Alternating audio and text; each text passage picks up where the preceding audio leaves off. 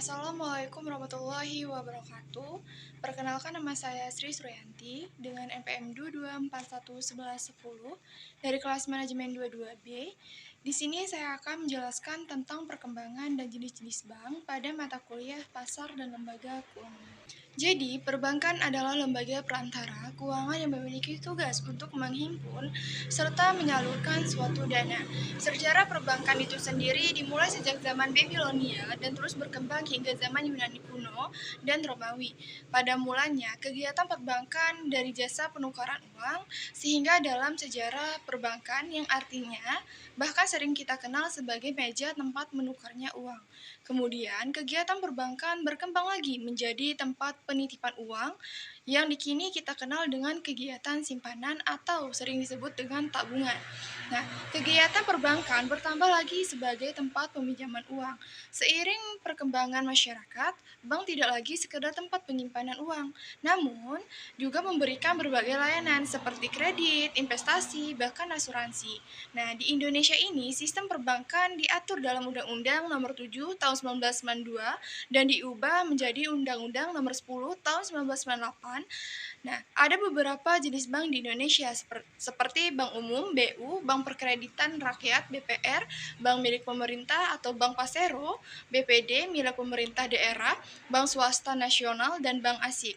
Nah, saat ini Undang-Undang Perbankan yang berlaku adalah Undang-Undang Nomor 10 Tahun 1998 yang merupakan amandemen dari Undang-Undang Nomor 7 Tahun 1992. Selanjutnya ada kondisi sebelum deregulasi pertama. Fungsi utama perbankan pada masa setelah kemerdekaan sampai dengan sebelum adanya deregulasi tidaklah banyak mengalami perubahan. Di antaranya itu pertama ada memobilisasikan dana dari investor untuk membiayai kebutuhan dana investasi dan modal kerja perusahaan-perusahaan besar milik pemerintah dan swasta.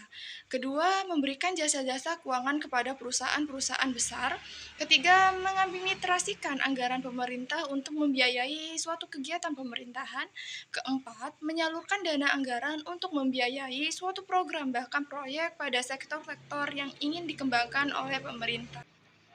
Selanjutnya ada setelah deregulasi, perbankan di Indonesia ini mempunyai ciri-ciri sebagai berikut. Pertama, ada peraturan yang memberikan kepastian hukum. Kedua, jumlah bank swasta bertambah banyak. Ketiga, tingkat persaingan bank semakin kuat. Keempat, sertifikat Bank Indonesia dan surat berharga pasar uang. Kelima, kepercayaan masyarakat terhadap bank yang sangat meningkat. Keenam, mobilisasi dana melalui sektor perbankan yang semakin besar. Nah, selanjutnya itu ada suatu kondisi saat krisis ekonomi akhir tahun, perkiraan itu tahun 1990-an.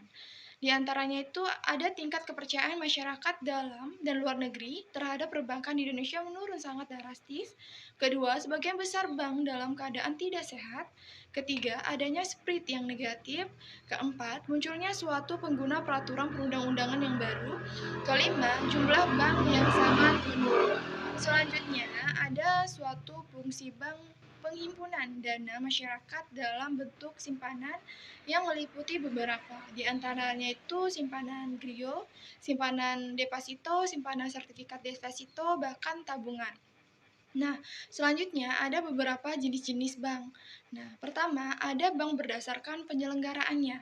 Jadi, bank berdasarkan penyelenggaraannya itu berupa bank pemerintahan, bank swasta asing, dan bank koperasi. Kedua, jenis bank berdasarkan bentuk hukumnya, seperti persero perusahaan, persero terbatas atau sering disebut dengan PT, perusahaan daerah atau sering disebut PD atau Prusda, dan koperasi. Ketiga, jenis bank berdasarkan fungsinya bank sentral, dan bank umum, bahkan bank perkreditan rakyat.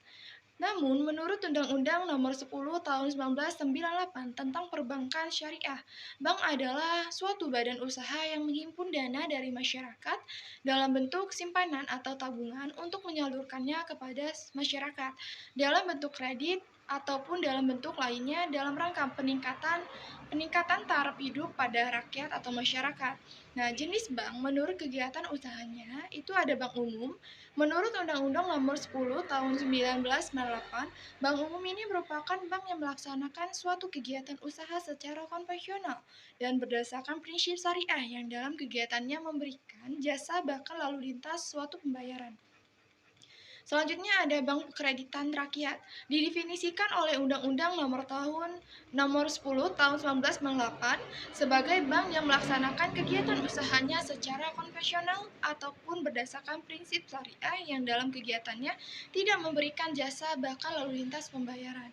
Namun, Bank Kreditan Rakyat atau sering kita sebut BPR ini merupakan lembaga keuangan atau sering kita sebut sebagai lembaga keuangan bank yang menerima simpanan hanya dalam bentuk deposito berjangka, tabungan atau bentuk lainnya yang dipersamakan dan menyalurkan dana sebagai usaha BPR. Nah, selanjutnya itu jenis-jenis bank menurut target pasar. Di antaranya itu ada retail bank, corporate bank, bahkan retail corporate bank. Selanjutnya itu ada jenis-jenis bank berdasarkan suatu kegiatan operasionalnya. Jadi, pertama itu ada bank konvensional. Menurut Undang-Undang Nomor 21 Tahun 2008, bank konvensional didefinisikan sebagai bank yang menjalankan kegiatan usahanya secara konvensional dan berdasarkan jenisnya terdiri atas bank umum, konvensional, dan bank kreditan rakyat. Nah, bank konvensional ini pada umumnya beroperasi dengan mengeluarkan produk-produk untuk menyerap dana masyarakat, antara lain tabungan, simpanan, deposito, simpanan griyo, bahkan menyalurkan dana yang telah dihimpun dengan cara mengeluarkan kredit, antara lain kredit investasi, kredit modal kerja, bahkan kredit konsumtif, kredit jangka pendek, dan penyaluran jasa keuangan antara lain seperti clearing, inkaso, kredit kirim uang, letter of credit, dan jasa-jasa lainnya seperti jual beli surat berharga, bank draft, wali amanah, penjamin emisi, bahkan perdagangan EP. Namun di sisi lain, bank syariah ini muncul di Indonesia pada awal tahun 1990-an. Pemerkasa pendirian bank syariah ini di Indonesia dilakukan oleh Majelis Ulama Indonesia atau sering kita sebut dengan MUI pada tanggal 18 sampai 20 Agustus 1990.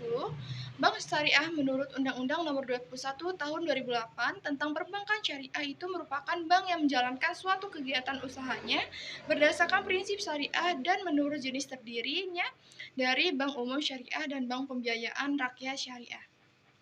Nah, sekian penjelasan mengenai perkembangan dan jenis-jenis bank dari saya. Apabila ada kata ataupun pengucapan yang salah, saya mohon maaf. Terima kasih. Wassalamualaikum warahmatullahi wabarakatuh.